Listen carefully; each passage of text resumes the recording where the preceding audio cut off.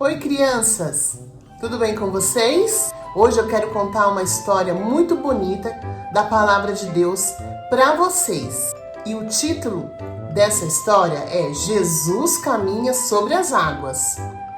E o versículo está em Lucas 18 e 27. O que é impossível para os homens é possível para Deus.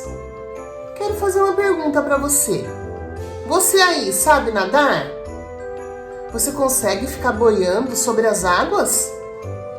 Quando você está na piscina, quem fica te olhando? Quem fica cuidando de você? Eu quero contar uma história de muito tempo atrás que aconteceu com Pedro. Jesus, num belo dia, tinha alimentado uma grande multidão. E no final da tarde, ele já estava muito cansado e ele falou para os seus discípulos: peguem o barco, vão até outra cidade e eu vou me encontrar com vocês depois. E os discípulos fizeram como Jesus tinha falado. Eles pegaram o barco e foram até a outra cidade. Só que começou a ventar muito forte e começou a armar uma grande tempestade. E os discípulos ficaram com muito medo. Quando Jesus olhou de longe, viu os fortes ventos balançando aquele barco e ele foi até o encontro dos seus amigos, caminhando sobre as águas.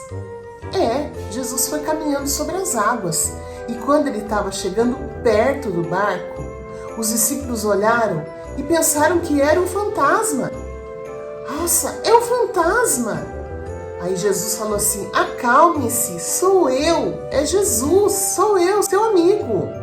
E Pedro falou assim: se é o Senhor mesmo, Jesus, deixa que eu caminhe sobre as águas ao teu encontro. E Jesus disse: então vem, Pedro. Pedro foi caminhando sobre as águas ao encontro de Jesus. Caminhando! Mas chegou numa parte do caminho que Pedro começou a ficar com medo, olhando para um lado, olhando para o outro, viu aquelas ondas e começou a afundar, porque ele parou de olhar para Jesus e ficou com medo. Aí Jesus segurou ele pela mão, porque Pedro pediu socorro. E eles foram caminhando até o barco.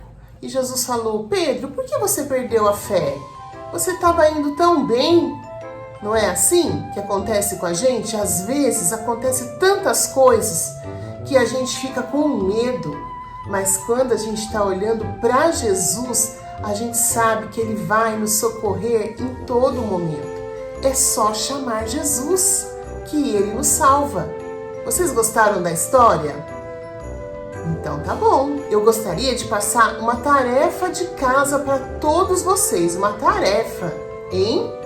Vocês vão fazer o seguinte: você que tem uma foto de você nadando ou na piscina ou no mar, vai mandar uma foto para eu saber que você ouviu essa história.